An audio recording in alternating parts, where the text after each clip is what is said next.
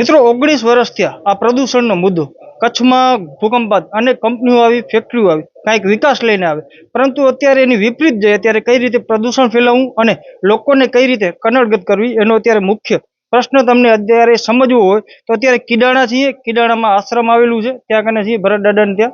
અત્યારે જોઈ શકો છો આખા સમાજની મીટિંગ મળી હતી અને જે સાલ કંપની આવી છે એના વિરુદ્ધમાં અત્યારે, કારણ કે 19 વર્ષથી અત્યારે પ્રદૂષણનો મુદ્દો અત્યારે ક્યાંક ને ક્યાંક સપાટી આવ્યો છે.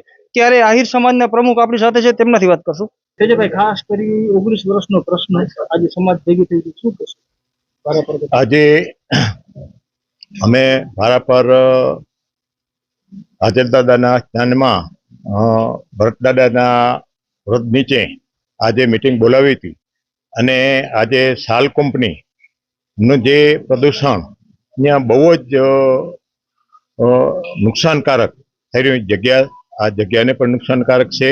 ભારાપર, તુણા, રામપર, કીડાણા, અતંજાર, આદિપુર સુધી પણ આ પ્રદૂષણ પહોંચે છે.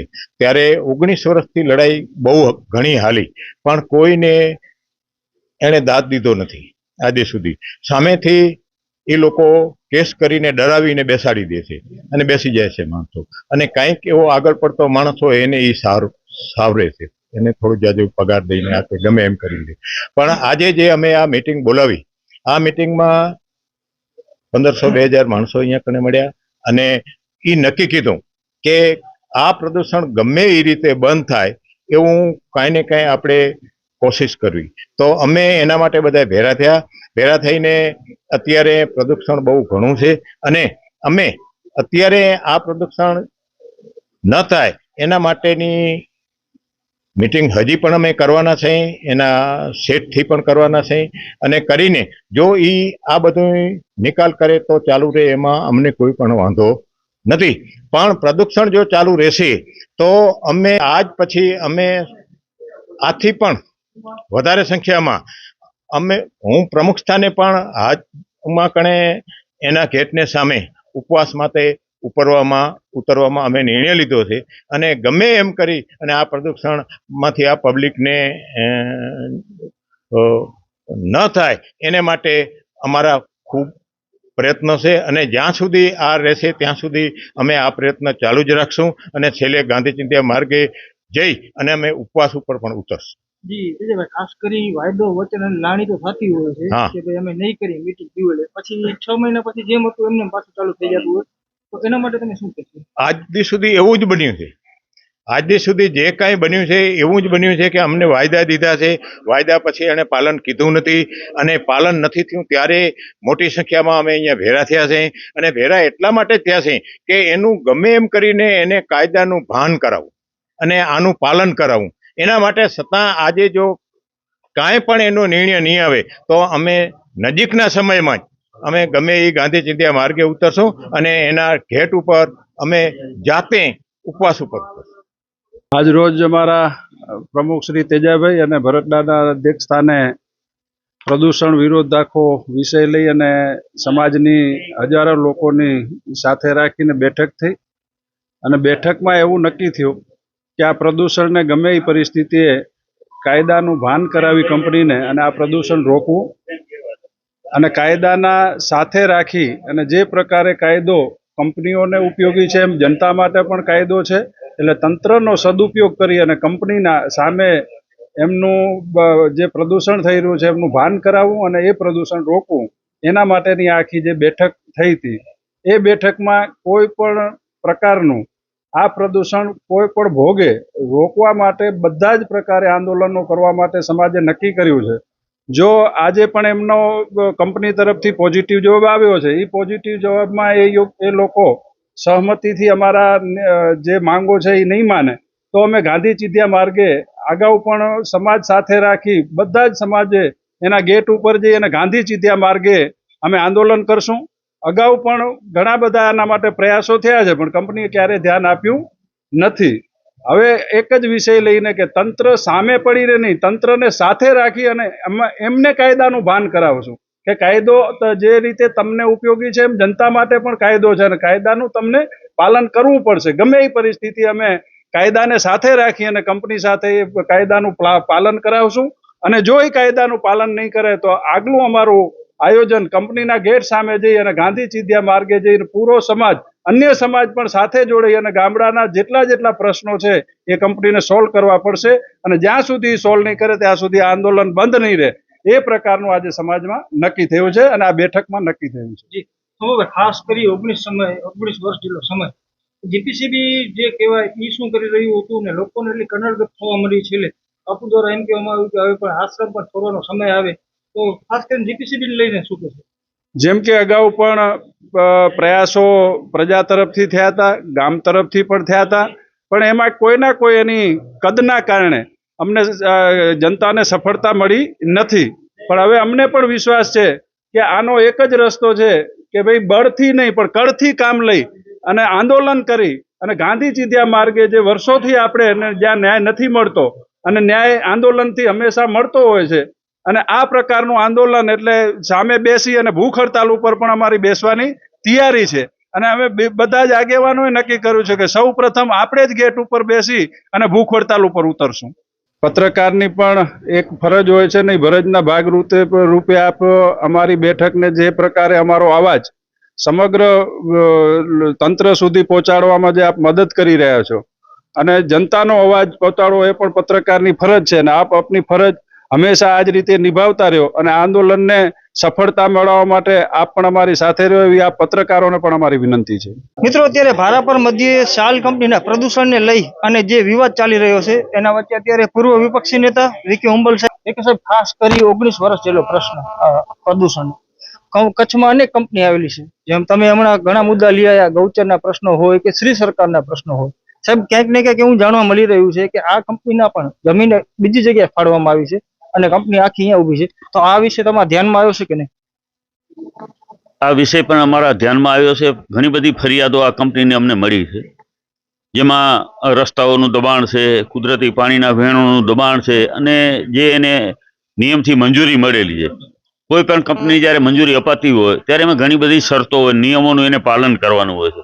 પરંતુ અત્યારે આપણે જોઈ રહ્યા છીએ કે કંપનીઓ બેફામ બની અને પોતાની મનસ્વી રીતે કોઈ નિયમોનું પાલન કરતા નથી, જેના ભાગરૂપે આજે આપણે આ ભારાપરની બાજુમાં શાલ કંપની આવેલી છે. શાલ કંપનીની આજુબાજુના ગામો એટલા બધા ત્રાહિત થઈ ગયા છે કે હવે કાં તો એને હિજરત કરવી પડે એવી પરિસ્થિતિ છે, અથવા તો આમાંથી મુક્તિ અપાવો એવી રજૂઆત સમાજના પ્રમુખ તેજાભાઈ અને આપણા જગ્યાના મહંત શ્રી લઘુમહંત દાદા ભરત દાદા કને રજૂઆતો આવેલી, જેને અનુસંધાને આજે પ્રમુખશ્રીએ કચ્છ આહિર સમાજના પ્રમુખશ્રીએ એક મિટિંગ બોલાવી, જેમાં આહિર સમાજની સાથે સાથે બીજા સમાજો પણ ઘણા બધા આજુબાજુના સમાજો એમાં જોડાયેલ. અને જે ફરિયાદોને રજૂઆતો થઈ કે આ કંપનીને કારણે એટલી હાલત ખરાબ છે કે દિવસમાં મકાનમાં 3 વખત તો સફાઈ કરવી પડે, બહાર કોઈ સૂઈ ન શકે કારણ કે એની ચાદર ને ગોદડું હોય એટલા બધા એના ઉપર રજ થઈ જાય, ઓળખાય નહીં કલર. મકાનની છત ઉપર હોય ને બાજુમાં જ અમારું આસ્થાનું કેન્દ્ર આ દાદાનું મંદિર છે, ત્યાં પર અત્યારે તમે જુઓ આખું મંદિર કારું થઈ જાય એટલી હદે. કારણ કે કચ્છ જિલ્લામાં વધારેમાં વધારે જો પ્રદૂષણ ફેલાવતી હોય તો એવી આ કંપની એટલે શાલ કંપની છે. અનેક વખત આજુબાજુના ગ્રામજનોએ રજૂઆતો કરી, આંદોલનો કર્યા, પણ ક્યાંક ને ક્યાંક ડરાવી ધમકાવી અને એના આંદોલનો નિષ્ફળ કર્યા છે. પોલીસ ફરિયાદો પણ કરેલી છે. તો આજે જે રજૂઆત હતી અને સમાજે એવું નક્કી કર્યું કે ભાઈ આનો શું ઉપાય એમ. પ્રદૂષણ તો કોઈ સહન નહીં કરે કારણ કે આરોગ્ય માટે પણ મોટો ખતરો છે. અહીંયા કને અત્યારે કેન્સર જેવા રોગોનું પ્રમાણ પણ અત્યારે કચ્છમાં વધી રહ્યું છે, ફેફસાના રોગો પણ વધી રહ્યા છે. અને આજે લોકો જમી ન શકે એવી હાલત જ્યારે થતી હોય ત્યારે ના છૂટકે શું કરે, આજુબાજુના ખેડૂતોની ખેતીની જમીનને પણ એટલું જ નુકસાન છે.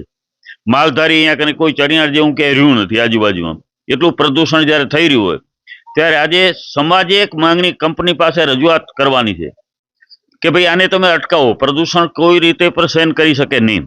એના જે પણ પગલાં કે કાર્યવાહી લેવી, જીપીસીસીના પણ નિયમો છે, એ નિયમોનું પાલન તો કંપનીએ કરવાનું હોય છે. ઉદ્યોગો આવે એની સામે કોઈને વાંધો નથી, ઉદ્યોગો એવા ન હોવા જોઈએ કે તમારા જીવન સાથે પણ ચેડા થતા હોય. તો એ મુખ્ય અમારી એક રજૂઆત આજે હતી. કંપનીના આગેવાનો જે મેનેજર છે કે એમના માલિક છે એમની સાથે પણ ચર્ચા કરીને મિટિંગ અને એની પાસે મુદ્દા મૂકશું કે તમે શું કરવા માંગો છો, આ બધું અટકાવવા માટે, પ્રદૂષણ અટકે એના માટેના પગલાં શું ભરવાના. અત્યાર સુધી એને ચીલાચાલુ જવાબો આપે છે અને ચીલાચાલુ કાર્યવાહી કરી છે. ચીલાચાલુ નહીં, નક્કર કાર્યવાહી થવી જોઈએ કે અહીંયાના લોકો પ્રદૂષણથી મુક્ત થાય. બાજુમાં જ સ્કૂલ આવેલી છે. વિચાર કરો, આ કંપનીની જોડાજોડ દિવાલે હતી, ત્યાં બાળકો ભણે છે. એ બાળકોની પરિસ્થિતિ શું થતી હશે? 8 કલાક કઈ રીતે રહી શકે સ્કૂલમાં? એટલી હદે ત્યાં સ્કૂલમાં ઊભું નથી રહી શકાય એવી હાલત અત્યારે સ્કૂલની પડી. ત્યારે ખૂબ ગંભીર પરિસ્થિતિ. આ કંપનીની આજુબાજુમાં જે 10-15 કિલોમીટરના જે ત્રિજ્યામાં ગામો આવેલા છે, બધી જગ્યાએ આનું પ્રદૂષણ પહોંચે છે. અને આ પ્રદૂષણને કારણે ખેતીવાડીને પણ નુકસાન થાય છે, લોકોના આરોગ્યને પણ નુકસાન થાય છે. એટલા માટે આજે મોટું આંદોલન, હજારો અહીંયા કરીને સમાજના માણસો અહીંયા આવ્યા હતા, બીજા સમાજના લોકો પણ જોડાયેલ, બધાએ ફરિયાદને રજૂઆતો કરી એને સાંભળ્યા. અને પ્રમુખશ્રીએ નક્કી કર્યું કે ભાઈ એક વખત કંપનીને કહી તો આ બધી સમાજની પ્રમુખશ્રી અને અહીંયાના આગેવાનોની માંગણી છે કંપની પાસે કે તમે એવા નક્કર પગલાં ભરો, તમે આયોજન અમને સમજાવો શું કરવા માંગો છો, અને જો આવનારા દિવસોમાં આ પ્રદૂષણ નહીં અટકે તો આનાથી પર વધારે આંદોલન થવાનું છે. કારણ કે પ્રમુખશ્રીનો આદેશ જશે, ભરતદાદાનો આદેશ જશે સમગ્ર કચ્છના. આજે ખાલી ભાઈઓ હતા, કાલે બહેનો બાળકો પણ આવી શકે છે. અને હવેનું આંદોલન છે એ આ જગ્યાના મકાનમાં પ્રિમાઇસીસમાં નહીં, પરંતુ ત્યાં કંપનીની સામે બેસી અને બધા અધિકારીઓને વહીવટી તંત્રને પણ અહીંયા બોલાવવાની ફરજ પાડશું કે તમે આવો, આ જુઓ કે આ બધું અટકાવવાની જવાબદારીની ફરજ તો છે ને. કોઈના આરોગ્ય સાથે ચેડા કરવાનો કોઈને અધિકાર નથી. તો આજે આ કંપની જે રીતે અત્યારે પ્રદૂષણ અહીંયા ફેલાવી રહી છે, ખૂબ નુકસાન કરી રહી છે. ખૂબ અહીંયાના લોકો ત્રાહિત થઈ ગયા છે કે હિજરત કરવી પડે આ ગામડાઓને, એવી હાલત અત્યારે છે. આને અટકાવવા માટે કંપનીને અમે એક વિનંતી કરવા છે, યા તો કંપની તમે બીજે આ બધી છે ને આખી મશીનરી લઈને બીજે ક્યાંય જમીનમાં લઈ જાઓ. આ જમીન તો અહીંયા પોર્ટની બાજુમાં છે, તો કિંમતી જમીન છે, એને પૂરા પૈસા મળે એમ છે. ખરેખર આવી જમીનો જ્યાં માનવ વસ્તી ઓછી હોય, જ્યાં ખેતીવાડી જ્યાં ઓછું નુકસાન થાય એવા વિસ્તારમાં રાખવી જોઈએ. તો આ અમારી માંગણી રહેશે કે યા તો તમે એવા પગલાં ભરો કે આ પ્રદૂષણ બિલકુલ બંધ થવું જોઈએ, નહીંતર કંપની જ અહીંયાથી તમે શિફ્ટ કરો. ખાસ કરીને મોટા ગજાની કંપનીનો માલિક છે એવું સાંભળવામાં આવી રહ્યું છે. પછી પોતાનો પ્રેશર સામાજિક દ્રષ્ટિએ કે દ્રષ્ટિએ તો એના સામે જો કંપની, આ કંપનીની તમામ કંપનીઓની આ પરિસ્થિતિ, કંપની સરકાર સાથે પણ એની વગ ધરાવતાઓ છે અને વહીવટી તંત્રનો પણ વગ ધરાવી એની પહોંચ ત્યાં સુધી હોય છે. એટલે લોકોને અત્યારે માની લો અહીંયાના સ્થાનિક લોકોને તો એ કોઈ માની લો ગણકારતા નથી. કારણ કે કોઈ લોકો રજૂઆત કરવા જાય તો ત્યાં જ પોલીસને બોલાવી લે, પોલીસનો એનો ઉપયોગ કરી અને કઈ રીતે લોકોને નુકસાન કરે. તો આ એની વગ છે. પરંતુ નિયમને કાયદો તો ગમે તે હોય, આ દેશના પ્રધાનમંત્રી હોય કે આ દેશના સીએમ હોય, બધાને નિયમો લાગુ પડે છે. તો આ કંપનીને પણ નિયમો તો લાગુ પડવા જોઈએ. ગમે એટલી વગ હોય તો શું થઈ ગયું? અમે કોઈ કંપનીનો વાંધો નથી, વિરોધ નથી. કોઈ 19 વર્ષથી આ કંપનીને કોઈ નુકસાન નથી કર્યું. પરંતુ જે માણસોને તમે નુકસાન કરી રહ્યા છો એ કેટલું ટાઈમ સહન કરશે? ખાસ કરી દીપક જરૂર ટાઈમે તમે આપણે રેલી કાઢી હતી અંજારમાં તમારા દ્વારા. સાહેબ, આવા ક્યારે પ્રશ્ન બનશે તો સમાજની દ્રષ્ટિએ નહીં, આવા પ્રશ્નો ખરેખર આ બધા બને ત્યારે બધા એના માટે જ બધા ભેગા થયા. સમાજ શું કામ ભેગો થયો? સમાજ આ બધાની હિંમત આપવા માટે કે ગ્રામજનોને હેરાન કરે છે, એકલ દોકલ માણસને. આખો સમાજ હશે તો શું કરી શકે? તો સમાજ એમને આ ગામના લોકો સાથે છે, બધા સાથે. ખાલી સમાજ નથી, સમગ્ર કચ્છ એમની સાથે છે કે તમારે આવી જો નુકસાનકારક કંપનીઓ હોય તો એની ફરજ તો બને છે ને કે એના માટે કોઈ યોગ્ય પગલાં ભરે, યોગ્ય કાર્યવાહી કરે. તો આ કાર્યવાહી થાય, યોગ્ય પ્રદૂષણ બંધ થાય. માંગણી અમારી મુખ્ય માંગણી તો આ જ છે ને. તો એના માટે કંપની વિચારવું પડશે કે ભાઈ હવે તમે કેટલો ટાઈમ આ લોકો સહન કરશે. આજે આજુબાજુના લોકો અહીંયા રહી ન શકે એવી હાલત અત્યારે પરિસ્થિતિ થઈ છે. તો હવે આ બધું માની લો પાણી છે એ મોભે ચડી ગયા છે એવી વાત છે. એટલી હદે અત્યારે આ નુકસાન કરી રહ્યા છે. તો હવે એનો બધાનો અંત આવી ગયો. ધીરજનો પણ કોઈ અંત હોય, કેટલી ધીરજ રાખે લોકો? તો હવે ન છૂટકે પછી બીજો કોઈ રસ્તો જ નથી રહેતો ને કે લોકો પોતાના કાં તો એને ઘર બહાર છોડવા પડે ને કાં પછી કંપની પ્રદૂષણ બંધ કરે. બેમાંથી એક જ વસ્તુ છે. તો હવે કંપની વિચારવાનું છે કે શું કરવાનું છે. નહીંતર આવનારા દિવસોએ આજની સમાજની મિટિંગમાં એવું નક્કી થયું છે કે આજુબાજુના ગ્રામજનોને ત્રાસમાંથી મુક્ત કરાવવા માટે જે પગલાં ભરવા પડે આજે અહીંયા કર્યું છે. જો કંપની જો યોગ્ય પગલાં નહીં ભરે તો આવનારા દિવસોમાં કંપનીના ગેટની સામે ત્યાં મંડપ બંધાશે, ત્યાં આંદોલન થશે અને ત્યાં લોકો બેસશે. હવે કંપની વિચારવાનું છે કે આના માટે શું પગલાં અને કાર્યવાહી કરે છે. અમારી માંગણી એક છે કે ભાઈ કંપની એના માટેની યોગ્ય કાર્યવાહી કરી અને આ પ્રદૂષણ કાયમી બંધ કરાવે, એ એક માંગણી છે. હવે એના ઘણા બધા ઉપાયો કરવાના હોય, થોડું ખર્ચ કરવું પડે તો કરવું પડે કંપની, પણ એના માટે થઈ અને જે પણ વ્યવસ્થા કરવી પડે કે આટલું બધું પ્રદૂષણ આવે છે તો અમે આની સતત અમે ફરિયાદો જીપીસીસી કને પણ ચાલુ રાખશું અને એના જે યંત્રો છે, માપ યંત્રો છે, એના પણ અમે નમૂના લઈ અને જીપીસીસીને આપીશું. અને પ્રદૂષણ જે ફેલાવી રહી છે તો કંપનીને અહીંયા કને પણ કામ કરવું ભારે પડશે, કારણ કે નિયમો તો એને જ લાગુ પડશે, કાયદો એને લાગુ પડશે. તો આ કાયદાની મર્યાદા મારીને કંપની કામ કરે એ જ અમારી માંગણી છે.